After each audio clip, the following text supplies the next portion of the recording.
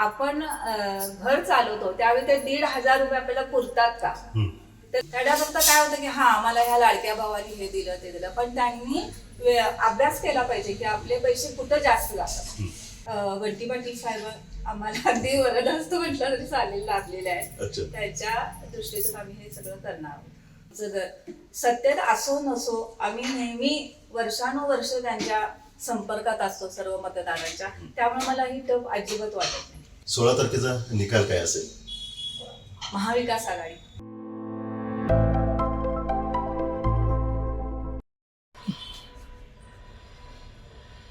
मतदानाला अवघे काही दिवस शिल्लक राहिलेले आहेत आणि कोल्हापूर महानगरपालिकेच्या या निवडणुकीमध्ये प्रत्येकच वॉर्डमध्ये रणधुमाळी सध्या प्रचाराची सुरू आहे.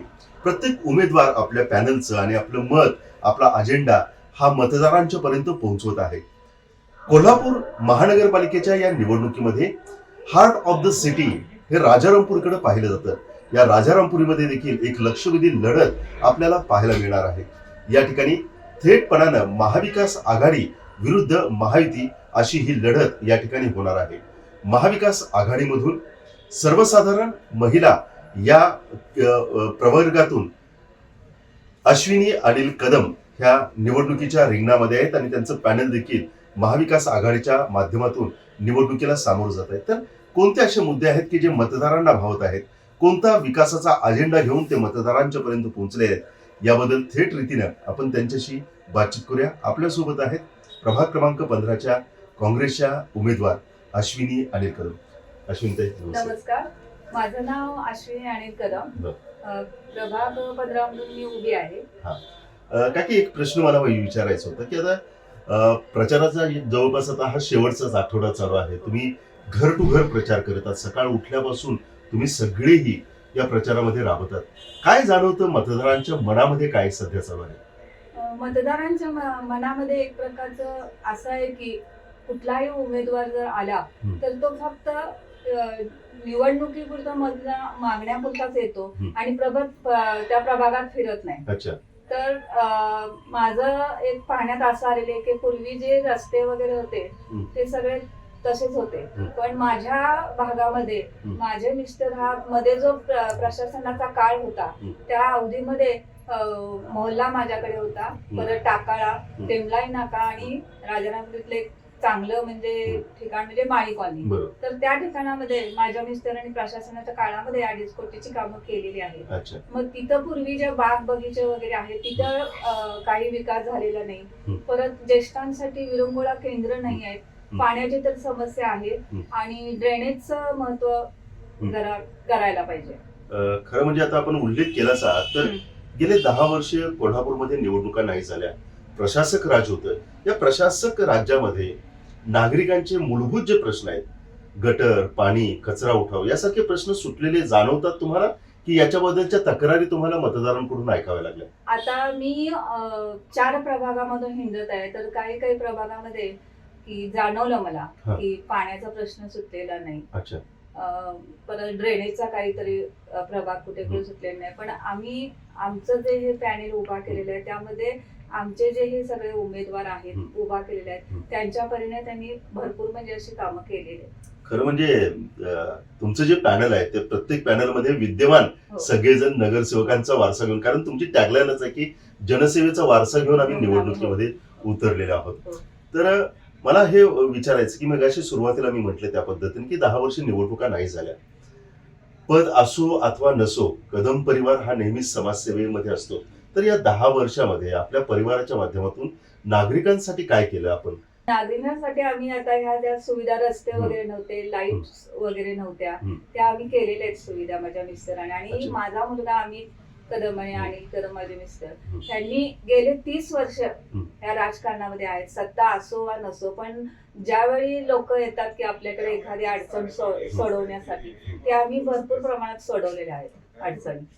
आता तुम्ही एक मुद्दे आपल्या इकडे नागरिकांच्या पर्यंत घेऊन जाता. 10 वर्ष प्रशासक राज्यातल्या गोष्टींचा तुम्ही उहापोह केलेला आहे, परंतु एक अजेंडा असावा लागतो की उमेदवाराला की मला हे तुमच्यासाठी आपल्या प्रभागासाठी करायचंय.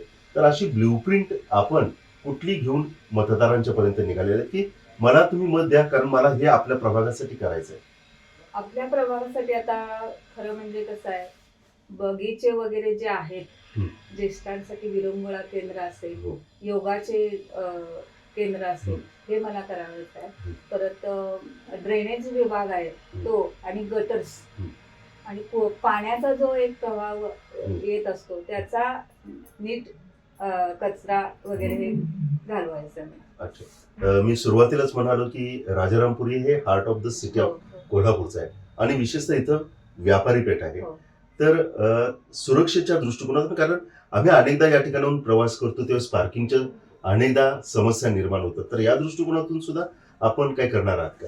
तर आता ह्या राजारामपुरी भागामध्ये हॉस्पिटल्स भरपूर आहेत, लहान बरोबर मुलांच्या शाळा पण आहेत. बरोबर. तर लहान मुलांना अडचण काय होते की हॉस्पिटल्समुळे जे पार्किंग व्यवस्था आहे जी, ती व्यवस्थित नाही आहे. अच्छा. त्या पार्किंगचा पहिलं काहीतरी आपण केलं पाहिजे, त्याचं नियोजन एक आहे. अच्छा. आणि सगळीकडे म्हणजे लहान मुलांसाठी जे शिक्षण वगैरे, तर काही काही लहान माध्यमिक शाळा पण आहेत खाजगी, त्यांच्याकडे मला म्हणजे काही लाठी हल्ला असेल किंवा जे पूर्वीचे जे खेळ होते मैदानी, त्यासाठी मला थोडं मैदानाचं नियोजन करा. आपण असं म्हणू की झोपडपट्टी एरिया सारखे लोक आहेत की जिथे ते राहतात, त्यांचा प्रॉपर्टी कार्डचा एक सातत्यानं प्रश्न समोर येतो. कारण ज्यावेळेस आम्ही ग्राउंड रिपोर्ट करत होतो त्यावेळेस त्यांनी हा मुद्दा सातत्यानं लावून धरला की आम्हाला प्रॉपर्टी कार्ड्स नाही. तर त्याच्यासाठी सुद्धा काही अजेंडा आहे का आपल्याकडे? आहे. झोपडपट्टीचा प्रश्न आम्ही सोडवणार आहोत, प्रॉपर्टी कार्ड. आणि मला मुळात असं विजन त्यांच्यासाठी करायचंय की पुढच्या वेळेपर्यंत झोपडपट्टी असं म्हणता कामा नये. अच्छा. अशा तिथं मला व्यवस्था करायची आहे. अच्छा.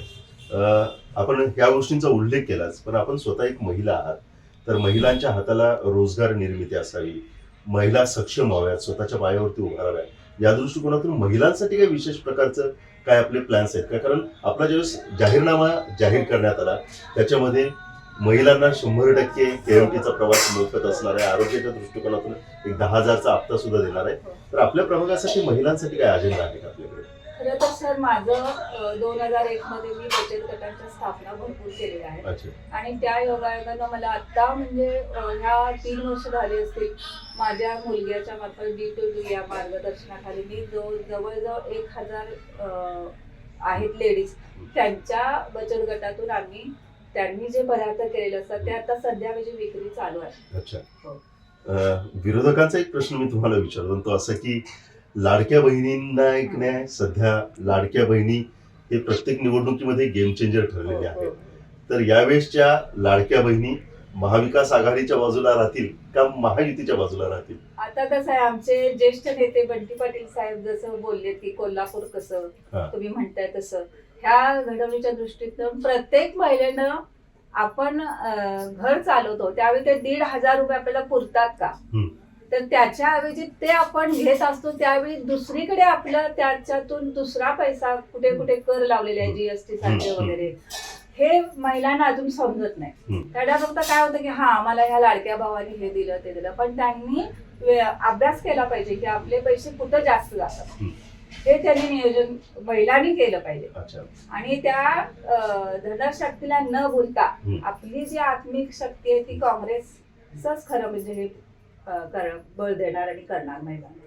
एक मुद्दा सातत्याने या निवडणुकीमध्ये येतोय, तो म्हणजे असं की केंद्रात महायुतीचं सरकार आहे, राज्यात महायुतीचं सरकार आहे, आणि जर निधी यायचा असेल महानगरपालिकेला तर एक नाही महायुतीचं सरकार आणायला पाहिजे, अशा पद्धतीने एक विरोधक या पद्धतीचं एक नरेटिव्ह सेट करण्याचा प्रयत्न करतात. तुम्ही कसं बघता या सगळ्या गोष्टींकडे?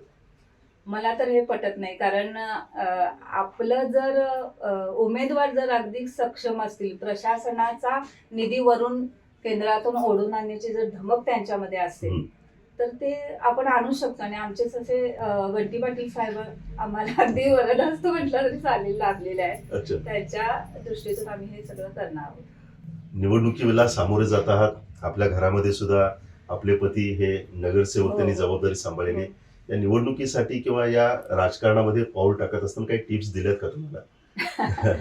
ते तर काय आता म्हणतात ना, आता अर्धांगिनी असते आता प्रत्येक नवऱ्याची, तसं ते पण मला थोडं तरी टिप्स देत असतात. काय सांगितलं यावेळेस तुम्हाला? काही नाही, मतदारांना आपण आश्वासन देणार आहे ते आपण पुरं करायचं. अच्छा. एक त्यांचं. अच्छा. प्रत्येक निवडणुकीमध्ये एक निवडणुकीचे टप्पे ठरलेले असतात की आपण उमेदवारी अर्ज दाखल करायचे, त्याच्यानंतर प्रचार करायचा आणि त्याच्यानंतर मग मतदानाला आपण सामोरं जातो. आता बरोबर आपण शेवटच्या टप्प्यामध्ये आलो. सगळ्या प्रभागामध्ये फिरत असताना असा कोणता मुद्दा आहे की ज्याच्या भोवती ही इलेक्शन फिरत राहील असं तुम्हाला वाटतं कोल्हापूर महानगरपालिकेच्या राजारामपुरी या प्रभागात? जास्तीत जास्त करून मला वाटतं की आपलं व्यापारी पेठ आहे ना, मोठी आहे आपली राजारामपुरी, मग त्या पार्किंगसाठी जरा व्यवस्था चांगली झाली पाहिजे. अच्छा, म्हणजे विकासाच्या मुद्द्यावर, विकासाच्या मुद्द्यावर म्हणजे या सगळ्या ह्याच्यामध्ये विकासाचा विकास मुद्दा झाला पाहिजे. केंद्रस्थानी हो, राहील. हो. समोरच्या बाजूला सुद्धा तगडे उमेदवार आहेत. हो. तुम्हाला असं वाटतं काय की ही तुमच्यासाठी टफ निवडणूक आहे? नाही, मला अजिबात वाटत नाही. कारण माझं जे कदम कुटुंब आहे सगळं, माझा मुलगा, माझे मिस्टर, सगळेच आमचं घर सत्तेत असो नसो, आम्ही नेहमी वर्षानुवर्ष त्यांच्या संपर्कात असतो सर्व मतदारांच्या. त्यामुळे मला ही टफ अजिबात वाटत नाही.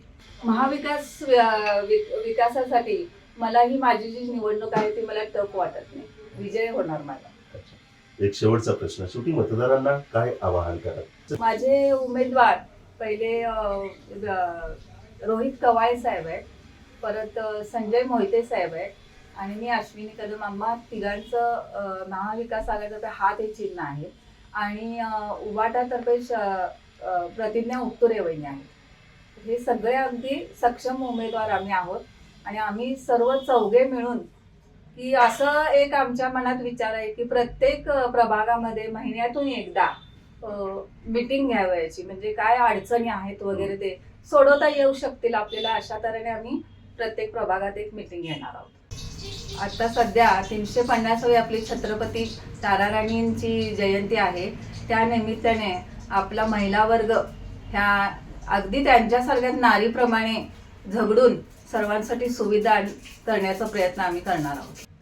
16 तारखेचा निकाल काय असेल? महाविकास आघाडी. 16 तारखेला महाविकास आघाडीची सत्ता ही महानगरपालिकेमध्ये येईल हा विश्वास त्यांना आहे आणि हा विश्वास व्यक्त करत असताना राजारामपुरीसाठी आमच्या या पॅनलचं विजन काय आहे हे त्यांनी सांगितलं आणि त्यांनी सांगितलं की कदम कुटुंबियांकडे सत्ता असो अथवा नसो ते कायम समाजसेवेमध्ये आहेत. त्याच्यामुळे ही निवडणूक विकासावरती होईल. जे जे आम्ही काम केलेले आहे त्याची पोचपावती आम्हाला आमचे मतदार आम्हाला देतील असा विश्वास त्यांनी व्यक्त केला. पण ह्या सगळ्या गोष्टी 16 तारखेला मतपेटी ज्यावेळेस उघडल्या जातील त्यावेळेस स्पष्ट होतील. पण तुर्तास तरी या राजारामपुरी एरियामध्ये, या प्रभागामध्ये महाविकास आघाडीनं प्रचारामध्ये आघाडी घेतल्याचं चित्र मात्र दिसून येते.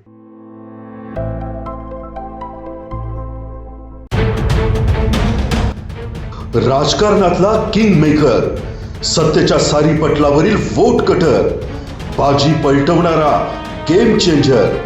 पण अखेर या महापालिकेत कोण ठरणार धुरंधर?